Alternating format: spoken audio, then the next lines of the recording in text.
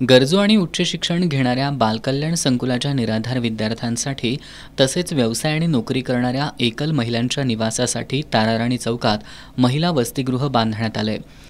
या वसतिगृहाचं प्राध्यापक तिलोत्तमा सत्येंद्र नेवगी असं नामकरण करण्यात आलं असून त्याचा उद्घाटन सोहळा शनिवारी पार पडणार आहे, अशी माहिती संस्थेच्या वतीनं देण्यात आली। या कार्यक्रमाला रेणुका शुगरच्या संस्थापक अध्यक्षा विद्या मुरकुंबी, जिल्हाधिकारी आणि संस्था अध्यक्ष राहुल रेखावार, जिल्हा पोलीस अधीक्षक महेंद्र पंडित, सेवानिवृत्त जिल्हाधिकारी दौलत देसाई, ज्येष्ठ विधिज्ञ अभय नेवगी, कैलाश नेवगी यांची प्रमुख उपस्थिती असणार आहे। या वसतिगृहामध्ये एकूण 22 खोल्या असून 44 महिलांची राहण्याची सोय करण्यात आली असल्याचं संस्थेचे उपाध्यक्ष व्ही पाटील आणि मानद कार्यवाह पद्मजा तिवले यांनी सांगितलं।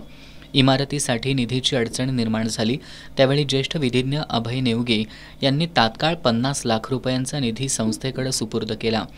या मदतीबद्दल डॉक्टर अभय नेवगे यांच्या मातोश्री प्राध्यापक तिलोत्तमा सत्येंद्र नेवगी यांचं नाव संस्थेला देण्यात आलंय। या संपूर्ण इमारतीसाठी 2,80,00,000 निधी लागला।